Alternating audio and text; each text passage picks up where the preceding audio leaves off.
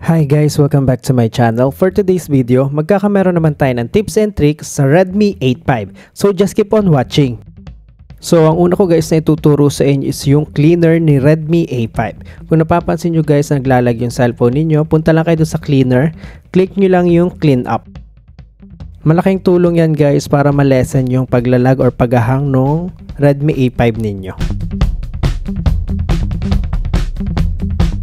Ang next ko naman guys na ituturo sa inyo is kung paano makatipid ng battery kay Redmi A5. Slide down nyo lang, then hanapin nyo dyan guys si battery saver. Then i-click nyo lang guys once gusto nyo i-activate. Press nyo lang para makita nyo pa yung other function ng battery saver. Makikita nyo dyan guys, pwede nyo siyang iset ng naka-schedule or based on percentage. Pwede rin dyan guys yung turn off at 90%.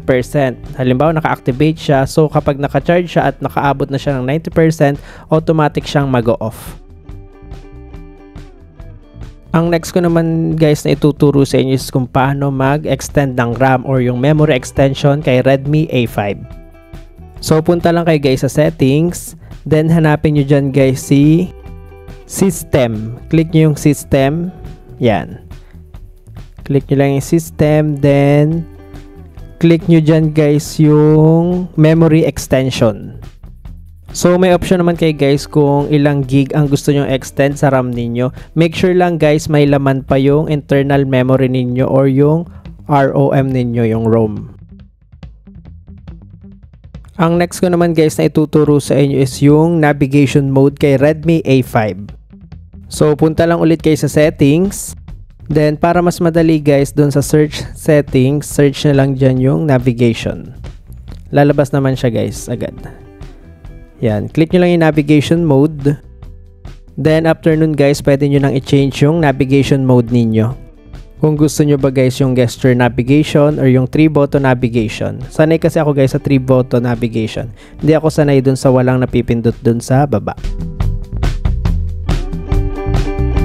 Then, ang next ko naman guys na ituturo sa inyo is yung mga gestures kay Redmi A5.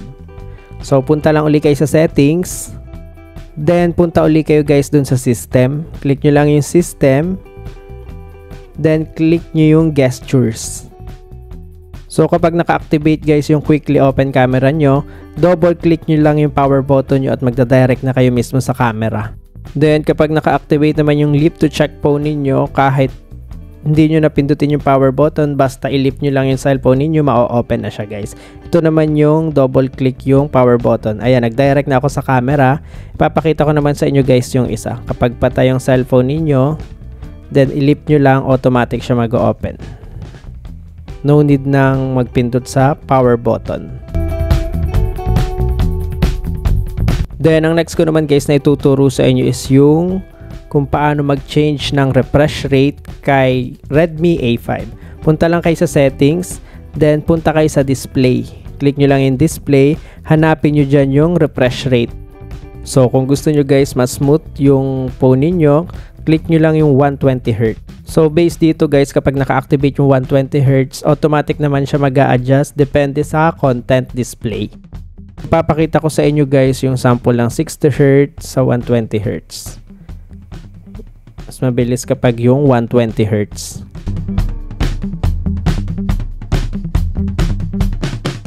So yun lang guys. Thank you for watching. Don't forget to click like, share, and subscribe.